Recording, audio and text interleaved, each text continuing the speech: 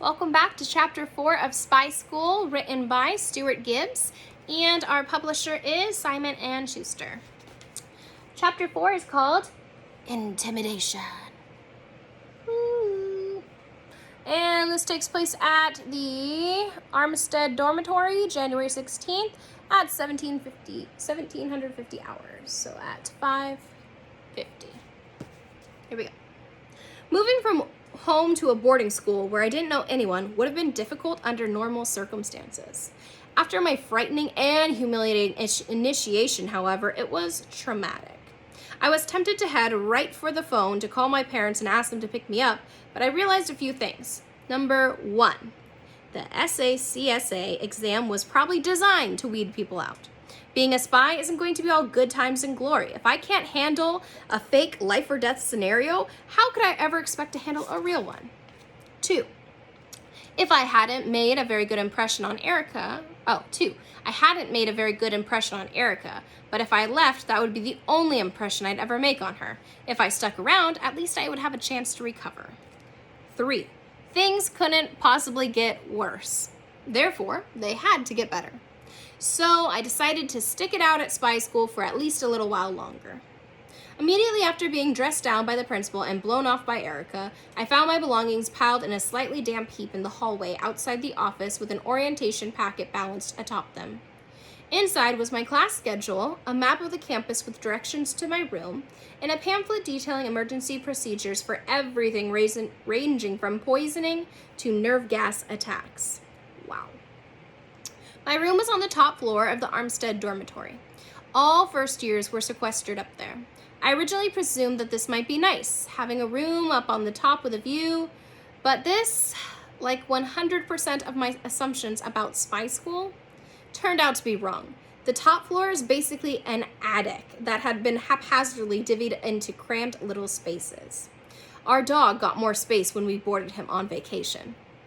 The walls were thin enough to hear through, and the ceiling, which was really the peaked roof out of the building, slanted so precipitously that I could stand upright only in half of the room.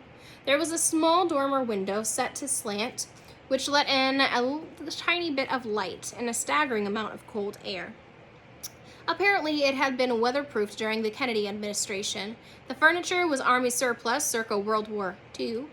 A spindly cot with a rock-hard mattress, a squat wooden nightstand, and an iron desk with sharp enough corners to put an eye out, a footlocker, and a folding chair. There was no personal bathroom. Instead, there was a communal one at the far end of the hall with 3 ancient toilets that made disturbing sounds when you flushed them, and 4 showers that appeared to be a breeding ground for rare foot fungus. Welp. There was a small communal lounge at the top of the stairs, a few tattered couches, and a yard sale coffee table. But since it was frigid on the floor, no one was hanging out there. I could hear some of my fellow students in their rooms, but none emerged to welcome me to spy school or even say hello.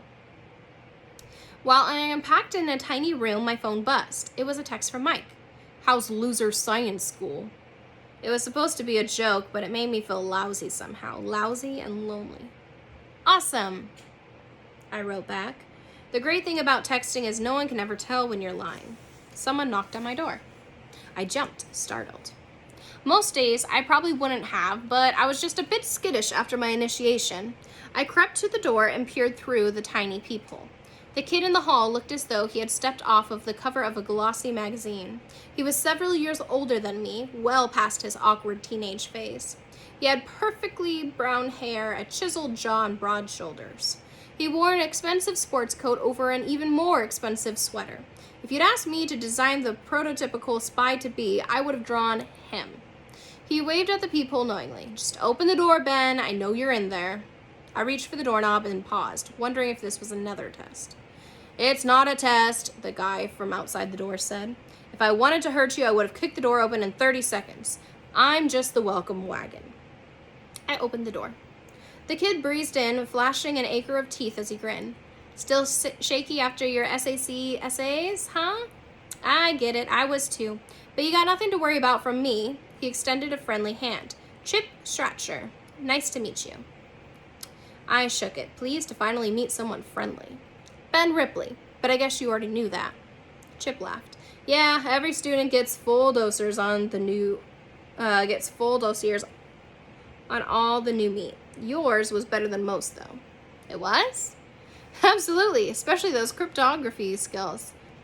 Chip whistled appreciatively. I haven't seen cryptos like that since Chandra Shivelsky. And she went right from here to being a level 6 at the NSA. Wow, I said, trying to seem nonchalant, although I was secretly thrilled. I wasn't sure how I could be so skilled at cryptography and not know it, but it was nice to finally have some good news. For the first time since I arrived at spy school, I actually felt like I might belong here. Anyhow, Chip went on your first day here, it can be pretty rough. I figured you could use a friend. I could, I admitted. Thanks. I'll take you around, show you the ropes, introduce you to the right people. In a few days, you'll have this whole place wired. All I ask in return for is a little favor. That'd be great, I said, and then caught myself. What favor? Chip glanced at the door, as though to make sure no one was within earshot, and then he shut it and locked it. Nothing much, just a little harmless computer hacking, the kind of thing friends do for each other all the time. Any enthusiasm I'd had seeped out of me like air from a punctured balloon. I'm not so good at hacking. Doesn't matter, I can walk you through the toughest stuff. But there's a rotating 16-character daisy chain password protecting the firewall. I can't crack it, but it ought to be a piece of cake for someone with your mad skills. Chip patted me on the shoulder proudly, trying to bolster my ego. The sad thing is, it kind of worked.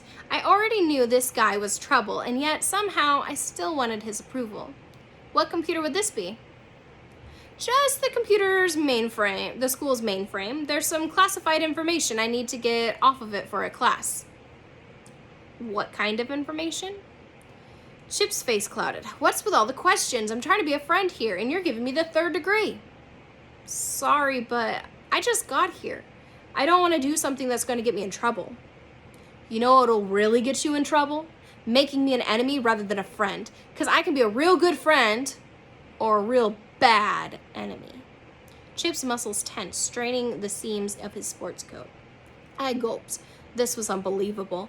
At regular school, there was one thing I'd been exceptionally good at, avoiding bullies. The trick was to blend into the crowd rather than let them pick you out like a prey. But now I hadn't even made it to my first meal at spy school before this one set his sights on me. Worse, Chip wasn't like a public school bully. Those bullies mostly are out to cause you embarrassment rather than pain. The worst they might do was yank down your pants while the cheerleading squad was passing. There was something far more menacing about Chip. He obviously was after much more than lunch money, and the penalty for standing up to him appeared to be pain. I don't want to be your enemy, I said, backing up as far as I could in my tiny room. Chip's muscles relaxed. He flashed his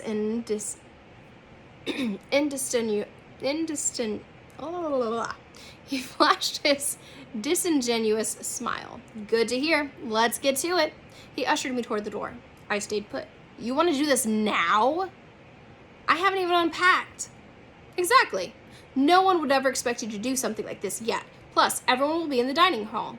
Dinner starts in 5. Just out of interest, is what we're doing against the rules? There are no rules at spy school. So if we get caught, Ben, I'm your friend, right? Right? And friends look out for each other. I'm not going to let you get caught. Chip clapped an arm on my shoulder and squeezed, sending a shock of pain through my body. Now, let's stop this gabbing like girls and go do this. He turned the door, expecting me to follow. I immediately tried to assess what my other options I had, but I couldn't come up with any, other than fleeing through the tiny window in my room, which would have merely left me on a steeply slanted, icy roof 4 floors above the ground. Going along with Chip didn't seem much safer, however. I already knew not to trust him. If I screwed up the hacking on the computer, which I was bound to do, as I didn't even know a rotating 16-character daisy chain password was, let alone how to decrypt one, Chip would certainly let me take the fall for it, which meant I would be bounced from spy school within only hours of arriving. While I While I dithered about this, Chip stared at the door. As he grabbed the knob, there was a sudden sizzling sound, like that of a steak being dropped on a hot grill. Chip's body went rigid and his hair stood on end while tiny blue bolts of electricity arched through his teeth. He finally managed a grunt of surprise, then collapsed, quivering on my floor. The door opened, and a boy about my age with a mop of dark hair draped over one eye peeked in. He prodded Chip with a foot to make sure he was unconscious, then held up a small device that he'd wired to the outside doorknob. Palm-size Van de Graaff electrostatic generator. Very effective, but only for 5 minutes. If you want to stay in one piece, I suggest you get as far away from here as you can in that time. And later on, we'll go into Chapter 5. Information.